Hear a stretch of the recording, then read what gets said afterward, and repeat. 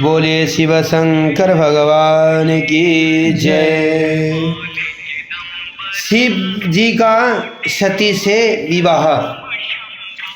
श्री नारद जी बोले, हे तात, जब आप कैलाश पर स्थित शिव जी के पास पहुँचे तब शिव जी से आपकी कैसी कैसी बात हुई तथा शिव जी ने क्या किया।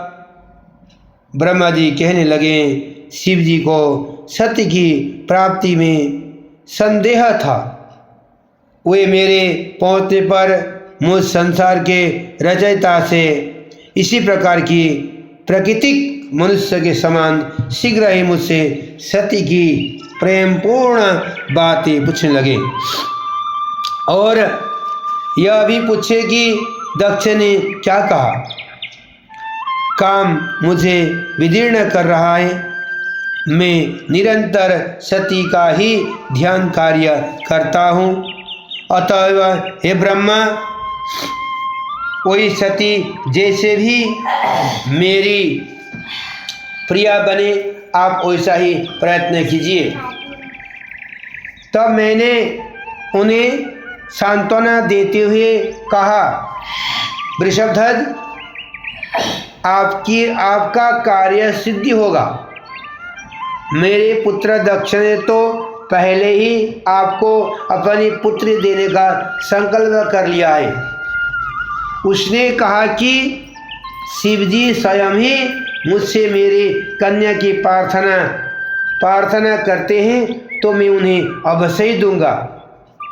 शिवजी जब भी चाहें शुभ लग्न और शुभ मुहूर्त में मैं उन्हें अपनी कन्या भिक्षा के रूप में देने को तैयार हूँ। अतः हे वृषभध्वज, अब आप शुभ लग्न और शुभ मुहूर्त विचार कर उनके घर चलकर प्राणी ग्रहण कर लीजिए। इस पर शिवजी हंस पड़े और उन्होंने कहा, अच्छा, तुम्हारी और नारद जी के साथ मैं उनके घर चलूँगा। इस अवसर पर आप अपने मरीचि आदि पुत्रों को भी बुला लीजिए और मेरे गणों को भी साथ ले लीजिए, तब मैं दक्ष के घर चलूँ। मैंने अपने मरीचि आदि पुत्रों का स्मरण किया। वे सब मेरे मानसिक पुत्रों बड़ी प्रसन्नता से शीघ्र ही मेरे पास आ गए और शिव जी के स्मरण करते ही गरुड़ पर बैठे भगवान विष्णु भी लक्ष्मी सहित चले आए।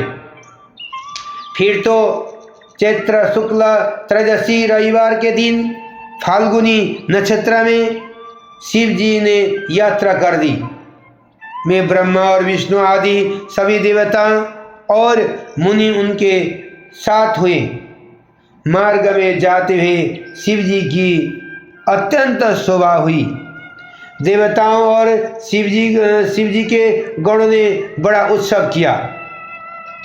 शिव जी की इच्छा से हाथी, नंदीश्वर, व्याघ्र, सर्प और जटा तथा चंद्रकला आदि सब यथा योग्य उनके भूषण बन गए।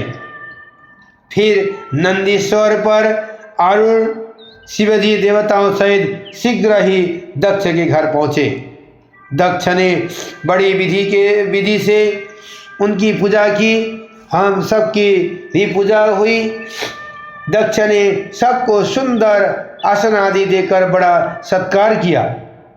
फिर मेरे पुत्र दक्ष ने मुझसे कहा कि अब आप विवाह संबंधी कार्य कराइए। मैंने बहुत अच्छा ऐसा कहकर सब कार्य कराया। दक्ष ने नवग्रह के बल से शुभ लग्न में शिव जी के लिए सती का कन्यादान किया। शिव जी ने सर्वांग सुंदरी दक्ष पुत्री का पाणी ग्रहण किया। समस्त देवता और मुनि स्तुतियों द्वारा शिव जी को प्रसन्न करने लगे। नित्य गान का बड़ा उत्सव हुआ। देवताओं और मुनियों को परमानंद प्राप्त हुआ। शिव जी को अपने कन्या का दान कर दक्ष भी कृतकृत्य हो गया। शिव और सती भी प्रसन्न हो गए। बहुत सा मंगलाचार हुआ। बोले शिव शंकर भगवान की जय। ब्रह्मा जी पर शिव जी का कोप। ब्रह्मा जी बोले, कन्यादान के पश्चात दक्ष ने शिव के लिए बहुत दहेज दिया, ब्राह्मणों को भी बहुत सारा धन दिया। तब लक्ष्मी सहित विष्णु ने उठकर शिव के पास हाथ जोड़कर कहा, हे महादेव जी, आप संपूर्ण ब्राह्मणों के पिता और सती सबकी माता है, अतएव अब इस सती रूप शक्ति से देवताओं, मनुष्यों और सज्जनों का कल्याण कीजिए। तब शिव जी ने हंसकर कहा, एवमस्तु। यह सुनकर विष्णु जी अपने स्थान को चले गए। तदंतर सती और शिव ने मेरी आज्ञा से यथाविधि अग्नि की प्रदक्षिणा की और गीत नित्यादि का अद्भुत महोत्सव हुआ। शिव की माया ने देवताओं, मनुष्यों और राक्षसों सहित सारे विश्व को मोहित कर दिया। मैं भी मोहित हो गया। विवाह करते समय दक्ष की पुत्री पतिव्रता सती को देखकर मैं कामाविष्ट हो गया और उसका मुंह देखने की इच्छा करने लगा, परंतु सती ने लज्जा से अपना मुख ऐसा ढक रखा था कि मैं देख नहीं सकता था। तब मुझ कामर्त ने उसका मुख देखने का उपाय विचारा और अग्निकुंड में बहुत सा गीला ईंधन डालकर थोड़ी सी घी की आहुति दे दी, जिससे गीले ईंधन से धुआं उत्पन्न होने लगा और अंधेरा हो गया। फिर सती के मुख से वस्त्र हटाकर मैंने उसका मुख देख लिया। मेरी इंद्रिया में विकार उत्पन्न हो गई। बर्फ के समान मेरे वीर्य के चारों बूंदे पृथ्वी पर गिर पड़ी। मैं संकित हो उसे छिपाने लगा, परंतु शिव जी ने अपने दिव्य नेत्रों से मेरे वीर्य पतन देख लिया। तब उन्होंने क्रोध होकर कहा, हे पापात्मा, तूने यह क्या निंदित कार्य किया? विवाह के समय मेरी स्त्री का मुख अनुराग से देखा। क्या जानता था कि शिव को इतना पता नहीं चलेगा? रे ब्राह्मण, त्रैलोक्य में मुझसे कुछ छिपा नहीं है। जैसे तिलों में तेल व्याप्त है, वैसे स्थावर जंगम सबका मैं अंतर्यामी हूँ। ऐसा कहकर शिव ने मुझे मारने के लिए त्रिशूल उठा लिया। मरीचि आदि का मानस पुत्र हाहाकार करने लगे।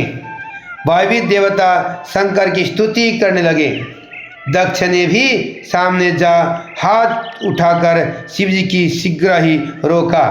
शिव ने कहा, विष्णु जी के कहने के अनुसार मैं सती को काम दृष्टि से देखने वाले को मार डालूंगा।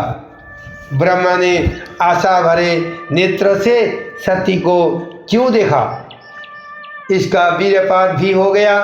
अतएव मैं इस अपराधी का वध करूंगा।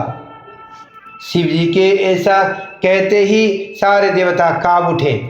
उसी क्षण विष्णु जी ने आकर क्रोधान्वित शिव जी को बड़ी स्तुति की।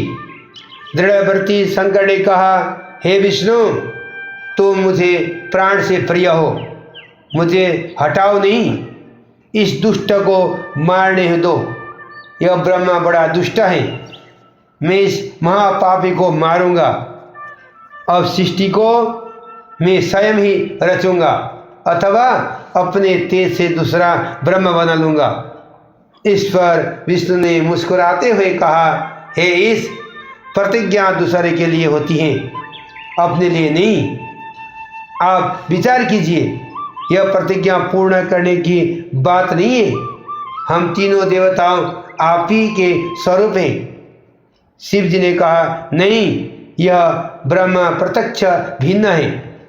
विष्णु जी ने कहा, नहीं, न तो ब्रह्म आपसे भिन्न है और न मैं, तथा आप भी मुझसे भिन्न नहीं है। हे सर्वज्ञ, आप सब कुछ जानते हैं, परंतु इसी बहाने सबको सुनाना चाहते हैं। इससे क्या होगा?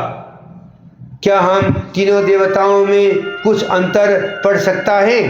कदापि नहीं। अब शिव ही अनंत और सर्वरूप है, जिसमें नित्य और दीर्घादि का कुछ विशेषण नहीं है। विष्णु जी के इस प्रकार बहुत कहने पर शिव ने मुझे नहीं मारा और वे महादेव फिर प्रसन्न हो गए। बोले शिव शंकर भगवान की